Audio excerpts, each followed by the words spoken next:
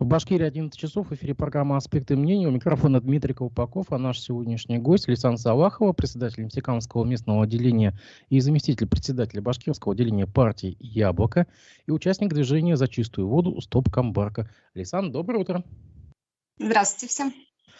У нас такой телемост Уфа-Нефтекамск сегодня. Я так понимаю, что бессмысленно, наверное, разговаривать о прошедшей прямой вчерашней линии Радия Хабирова, но все-таки, насколько знаю, вы смотрели мельком. Что можете для себя выделить из услышанного? Что вас зацепило, если есть такие, конечно, аспекты? Ну, говорили там про дороги. Дороги у нас везде плохие, особенно в Нефтекамске. В Нефтекамске именно во дворах у нас есть такие дороги. Я бы тоже вопрос бы задала, но не получилось мне попасть с вопросом этим. Есть у нас такие дороги во дворах, которые просто топятся, имеется в виду даже делают мемы на них с лодками. То есть это Николо-Березское шоссе. И также есть новый район у нас в Авалоне, там тоже немножко плохо с этими дорогами. А так, в принципе, если взять другие республики, у нас в Нефтекамске еще более-менее дороги. Латают их, делают, но со дворами я бы, конечно, проработала именно не управляющая компания, а именно с администрацией совместно с управляющей компанией, потому что это все-таки там живут жители, и мне кажется, что это самое такое место, дворы, где больше жителей ходят, поэтому хотелось бы, чтобы на это обратили внимание. Ну, еще, конечно, я слышала там, что пенсионерам делают поездки, да, в разные санатории, тоже это очень хорошо. Не знаю, конечно, у нас в Нефтекамске попадали такие пенсионеры в эту программу, но если была бы возможность, конечно, я бы еще и своих родителей отправила бы. Мне кажется, это немножко берут тех людей, которые приближенные все-таки к администрации, а потом уже непосредственно других людей. И еще бы хотелось бы добавить, помимо того, что такие делают, там, скажем так, санаторий предоставляет, я бы, конечно, еще пенсию бы прибавила бы. Вчера также затронули тему переизбрания Радия Хабирова следующей осенью. На что он сказал, цитата: «Дожить надо, это первое. Второе, я уже говорю, я ведь все-таки член команды Путина, и решение будет принимать сперва, конечно, Владимир Владимирович.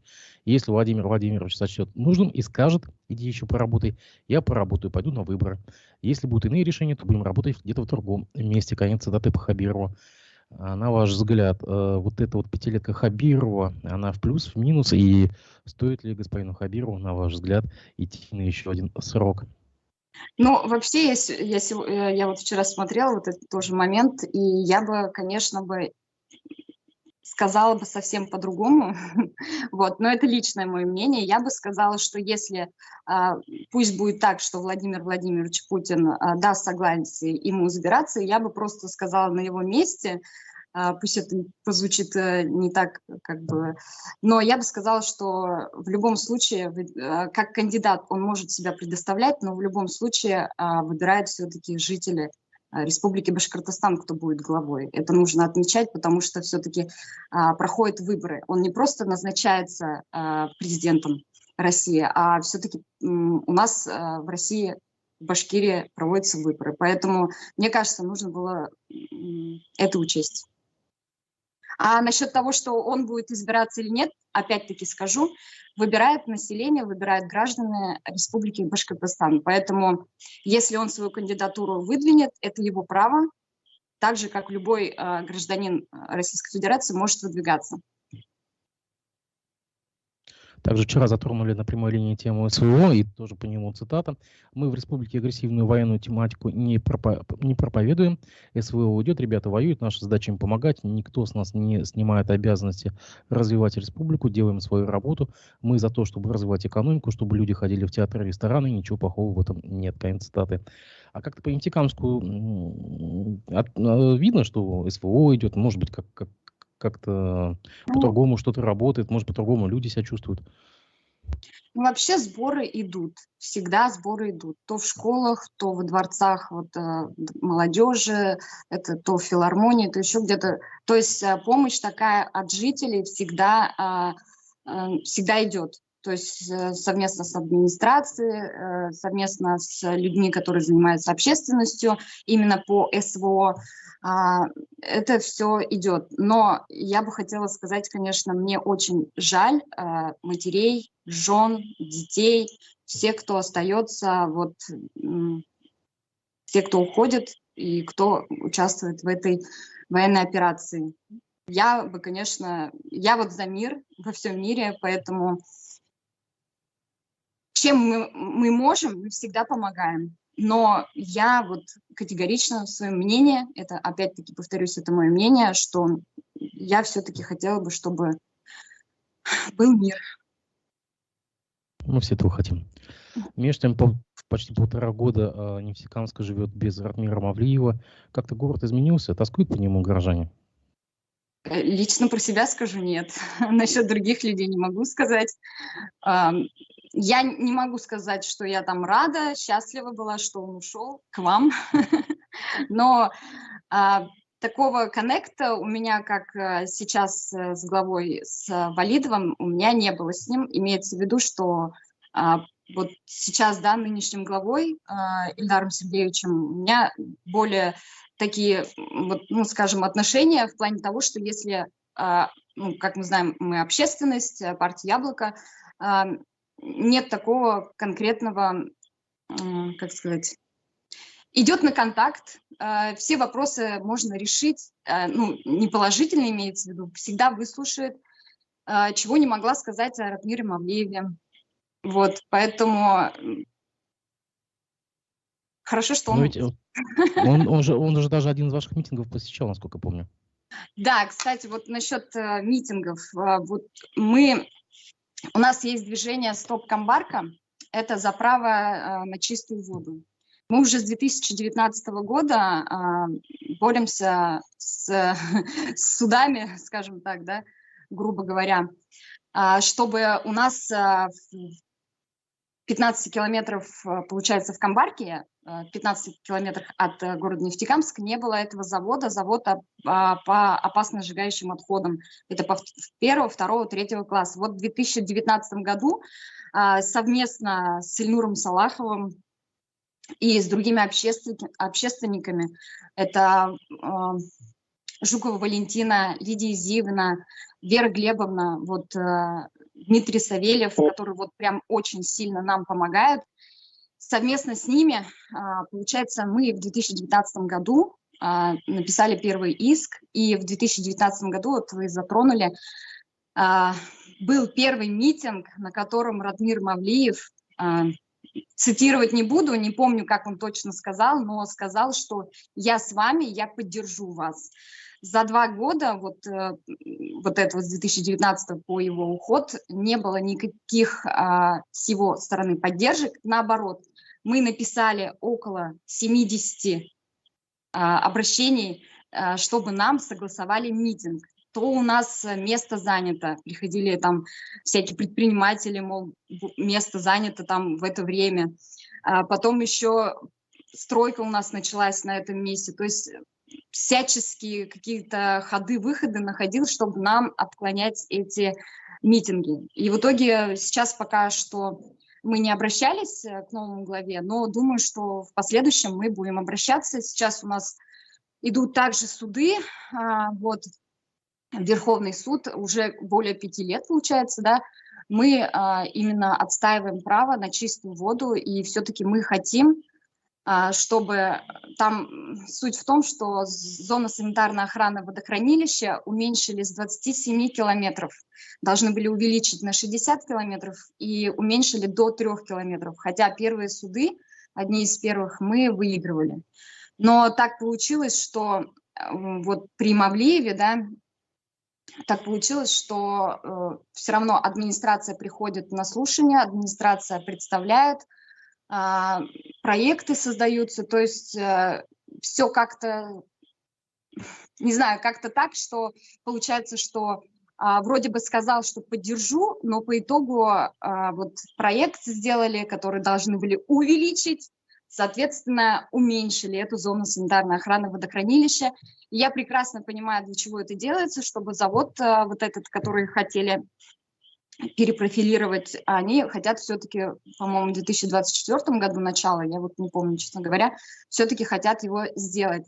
Но это все-таки... Почему право на чистую воду? Потому что вот этот завод стоит на берегу и реки Кама, и, соответственно, мы уже не сможем пить чистую воду, мы не сможем нормально мыться в этой воде, то есть нам придется покупать воду, нам придется как-то жертвовать своей оболочкой, что ли, ну, как сказать правильно.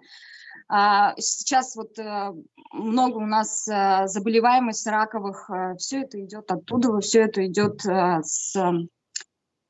Нужно следить за экологией, соответственно, если этот завод будет, я не говорю, чтобы этого завода вообще не было, да, его можно построить где-то в другом месте, где не так много людей, то есть, соответственно, и в любом случае это все-таки ударит по жителям близлежащих районов, Удмуртия, Республика Башкортостан, кто вот пьет эту воду, как говорится, с истоков реки Камы. Но еще хочу сказать, что вот судом было подмечено, что у реки Камы нет течения, соответственно, это смешно звучит, но можно сказать, что река Кама – это не Кама, а это какой-то водоем.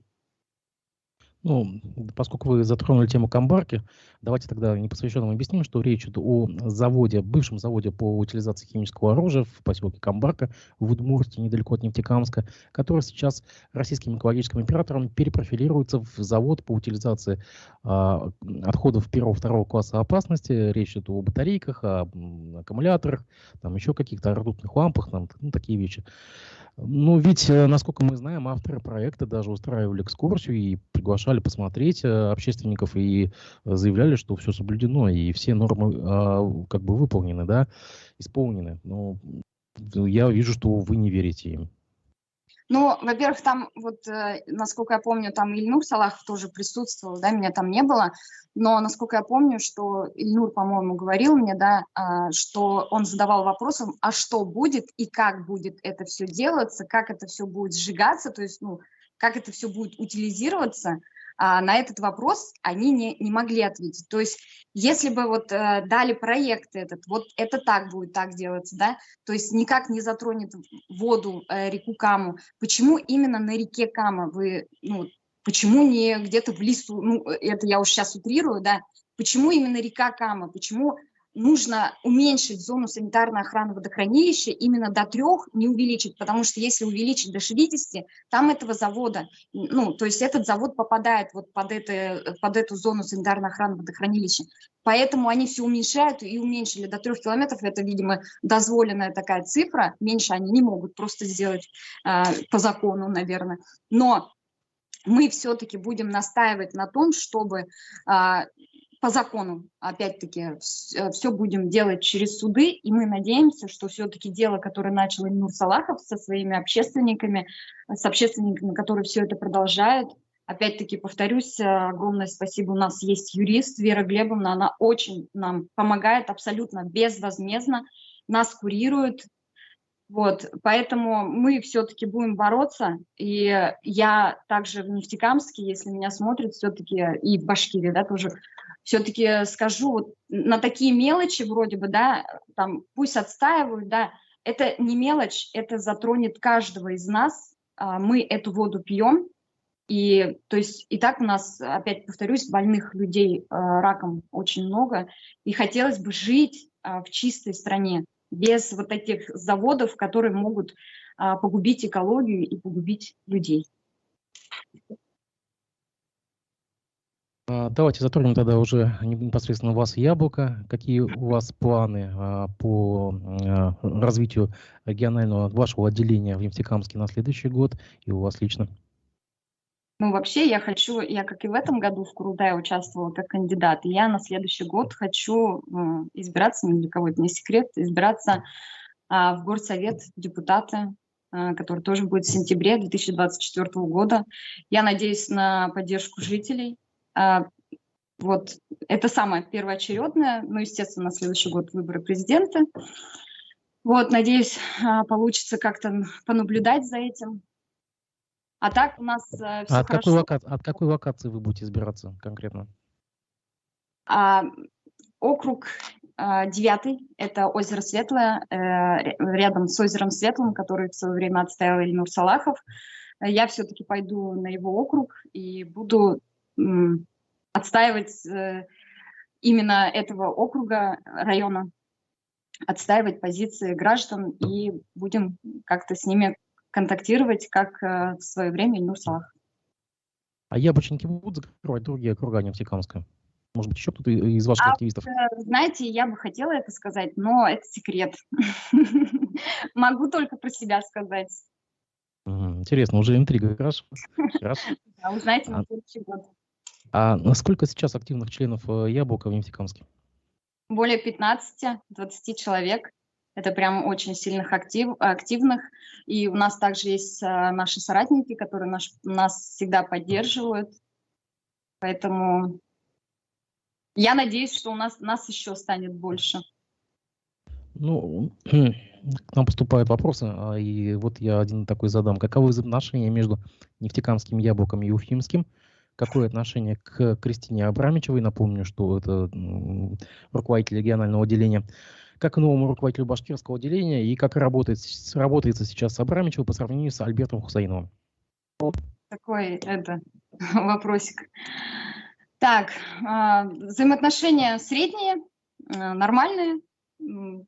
Ездим туда на конференцию, когда нас приглашают. Стычек у нас никаких таких нету. С Кристиной Абрамичевой нормально общаемся. Что там еще, какой-то вопрос был? Так? По сравнению с Хусаиновым. Ну, с Альбертом Гировичем мы знакомы уже давно, еще при Ильнуре. Тоже хорошее общение у нас с ним. Сейчас вот у него, он так немножко отошел от дел, в плане того, что в любом случае уже в возрасте, и сейчас все бразды правления у Кристины Абрамичевой. Нет-нет, да, мы с ней списываемся, созваниваемся, поэтому таких... все нормально, все хорошо у нас.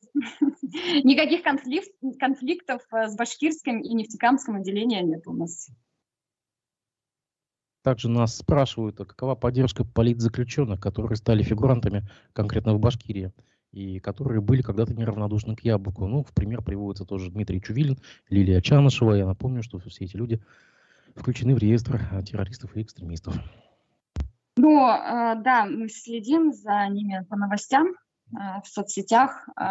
Могу сказать одно, что единственное, конечно, может быть, мы могли бы там как-то морально, единственное, что морально можем поддержать, это мы пишем письма. У нас есть вечер писем в Яблоке, но так же, как в Уфе, так же, как и в Москве, проводим вечер писем. И, конечно, вот в последний раз мы и Лилии Чанышевой написали, и около 5, я сейчас не вспомню, около 5 заключенным мы написали письма. Вот. И к великому сожалению, конечно, что они находятся в такой ситуации, это очень, конечно, плохо. Помимо конкретно вот движения «Стоп Камбарка», есть какие-то еще проекты у Яблока в Нефтекамске конкретно? Ну, да, отстаиваем все, что можно отстоять, скажем так. Ну вот в прошлом году, скажу так,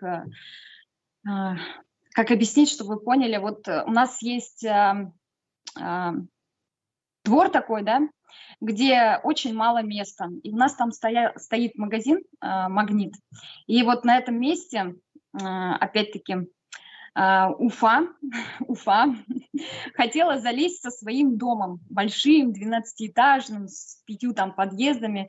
Это возле озера Светлое. Ну, то есть вот с жителями мы проводили в прошлом году собрание. Я их очень сильно поддержала, я считаю. Писали и в прокуратуру, и проверка. В общем, дошли до того, что суд у них был здесь, в Нефтекамске. Опять-таки, как всегда, у нас правота жителей Нефтекамска не учитывается, поэтому они подали апелляцию, насколько я помню, в Уфу.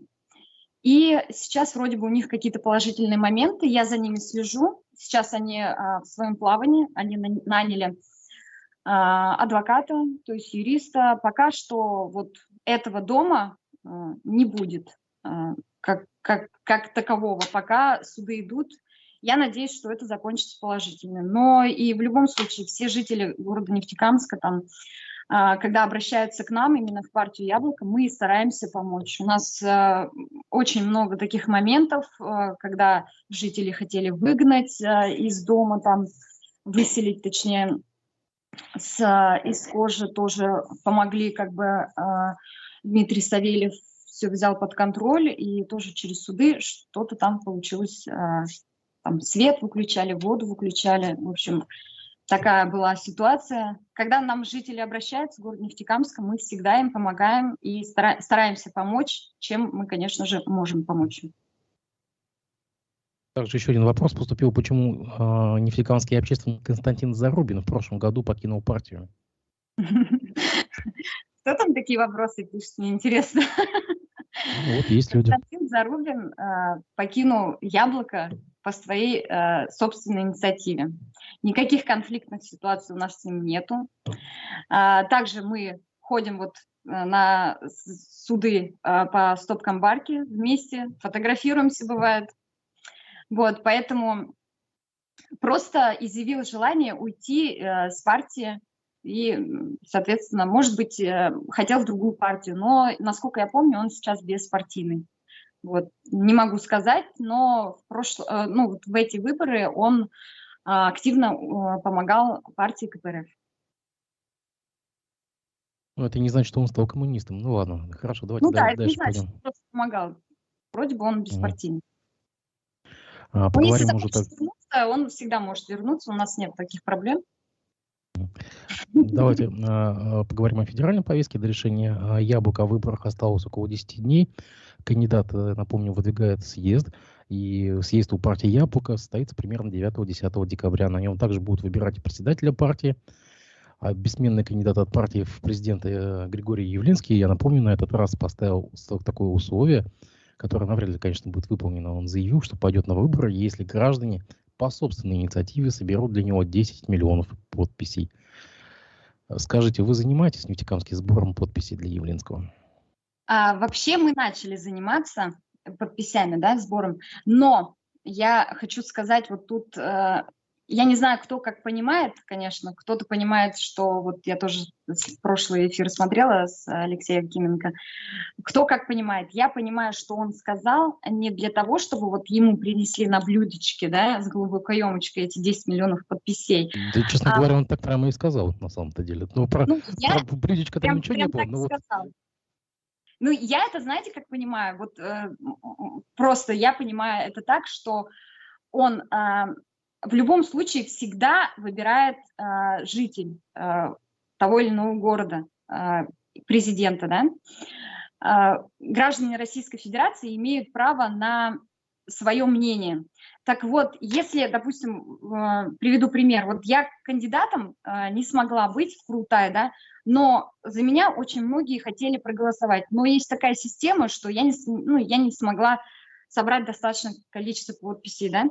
И поэтому там, мне кажется, это такая же система. Тут просто если люди хотят его видеть как кандидаты, то и я понимаю его слова так, что мне кажется, что он хотел этим сказать, что вот если вы хотите все-таки меня видеть как кандидата на выборах, да, президента Российской Федерации, то поставьте эту подпись. Эта же подпись, в принципе, ничего не значит. Это просто подпись для него, как кандидат, ну, как будущему кандидату, да, если получится, как будущему кандидату, что он имеет, что люди хотят видеть его в президентах.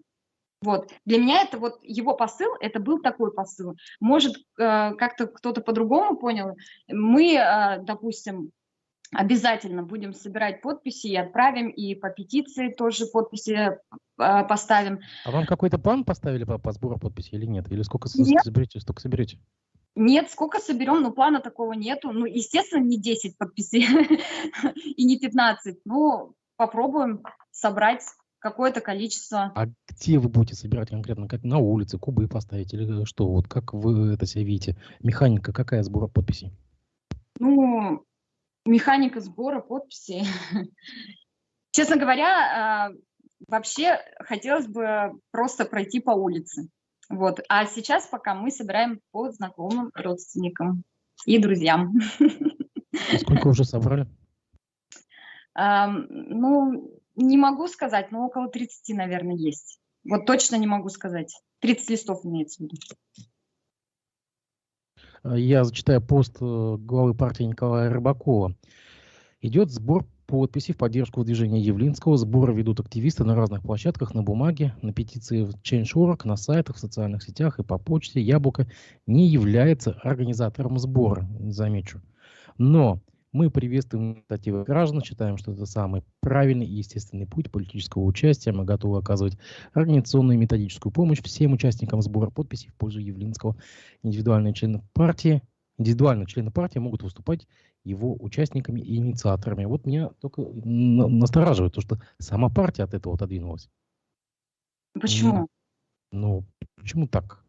То есть... Ну, почему? Они же тоже собирают. У них тоже есть активисты, тоже есть общественники.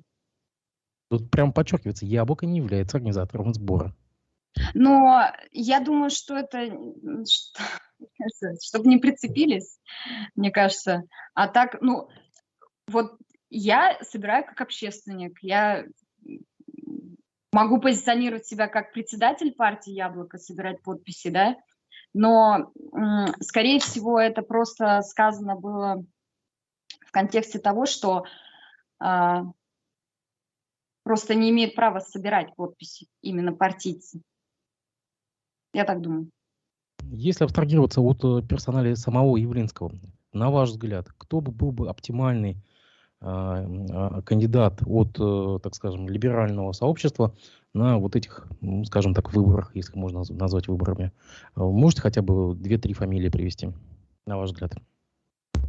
Вообще, сейчас немножко юмора, да. 2 года назад, наверное, мы с Ильнуром разговаривали, я бы, конечно, его кандидатуру бы предложила, да. Но если я одну кандидатуру назову, если не считать Явлинского, да? Да, мы от него ушли, то есть кого можно назвать? Я думаю, что все-таки Николай Игоревич Рыбаков все-таки достоин стать президентом. И мне кажется, что вот его политические взгляды, вот те, которые он доносит, пытается донести до жителей, мне кажется, вот как раз-таки вот с таким посылом, с таким рвением, с таким... Но я бы его кандидатуру, вот, честно говоря, выдвинула бы. Но проблема в том, что у него нулевая узнаваемость. Но узнаваемость, ну, знаете, он очень много ходит по телеканалам. Не знаю, как там узнаваемость, но... Да, кстати, его начали пускать на федеральный телек. Я вот вижу даже, он в эфире НТВ вчера был. Да, вот, я же говорю, он очень гласно там выступает, и мне его позиции, я смотрю его эфиры, всегда смотрю, и когда он выступает, мне прям нравится, он на своей позиции. Такой человек, мне кажется, у которого есть своя позиция, который не прогнется перед какими-то там ситуациями, имеется в виду отрицательными. Мне кажется, вот такой человек должен возглавлять нашу Россию. Это мое личное мнение. Да-да-да, естественно. А существует такое мнение, ну, как бы уже перешедшее даже в такую карикатуру, что Григорий Явлинский является таким штатным реквизитом ко всем президентским выборам, таким спойлером, оттягивающим на себя либеральную, как протестную публику. Вы разделяете это мнение? Нет. Ну, слушайте, Владимиру Путину 70 лет, так же, как и Явлинскому. Мне кажется, вот мы даже тоже разговаривали вот с нашими общественниками, с партийцами. Тоже вот просто, мне кажется, было время, когда Путин пошел на выборы, да, вот сейчас пришло время, вот именно сейчас, да, пришло время пойти Явлинскому. И прям, ну вот, и собрать подписи и у жителей, и чтобы его поддержали, именно народ поддержал его кандидатуру, не на выборах, а именно кандидатуру. Поэтому мне кажется, что это не спойлер, просто нужно участвовать в выборах каждой партии. И это даже не нужно, а это необходимо, потому что должен быть выбор у каждого гражданина Российской Федерации, должен быть свой выбор, кого он хочет выбрать. Не так, знаете, как у нас принято, да, допустим, к примеру приведу, да, Путин, допустим, и еще непонятные фамилии. Ну, естественно, за кого пойдут голосовать? Кого знают? Правильно же? Логически. Либо перечеркнут бюллетень. Поэтому как бы и у нас тоже так, вот, когда выборы проходят, и в Курултай, и в Горсовет, проходит вот именно кто хочет пройти, вот с партией, да, с Единой Россией, допустим, да, и идет, допустим, Салахов Лейсан, который тоже хочет пройти, и засовывают туда несколько там кандидатов, которым вообще это не нужно, по сути.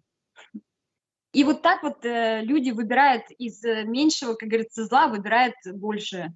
Поэтому у каждого должно быть право выбора, и пусть, я надеюсь, что в списке кандидатов все-таки будет Явлинский. Просто обществом был неоднозначно воспринят поход ночной Явлинского в Кремль, и до сих пор Явлинский отказывается сказать, о чем был у них личный разговор с Владимиром Путиным. Но вот как бы сразу такие намеки на договорняк какой-то, что ли, пошли. Ну ладно, бог с ним.